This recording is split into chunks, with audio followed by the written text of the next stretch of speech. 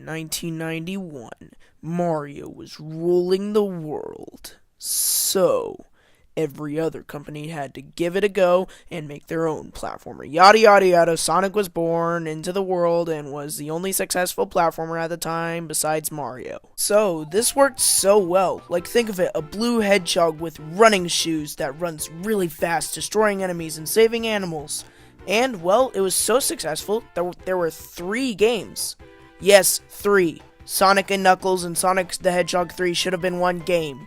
So, it was at this point that companies were making 3D games, and, well, people were excited to see Mario and Zelda make the transition to 3D, and also Sonic. And there were some newcomers like Crash Bandicoot coming. So, here was Sega's big transition from 2D Sonic to 3D Sonic.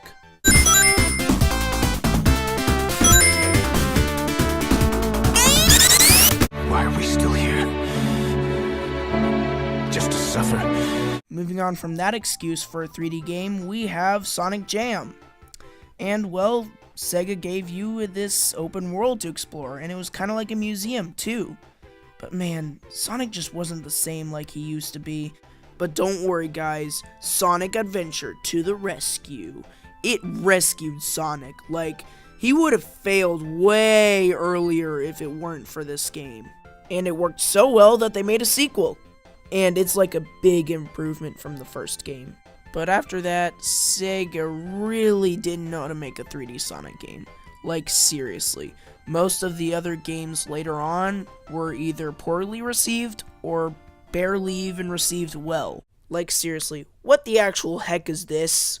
Next, they made a game called Sonic Colors, which was the first good Sonic game in a while. It was about these aliens called Wisps that could actually help you get new abilities to progress forward through levels. Next, they made a game called Sonic Generations, which is basically an HD love letter to the older Sonic games, and it is still fun to play to this day. I actually got this for my 12th birthday from one of my friends who shall remain nameless. So, thank you, friend who shall remain nameless.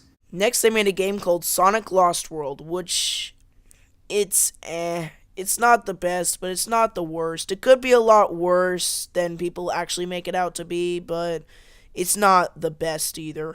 Then after that, this garbage happened.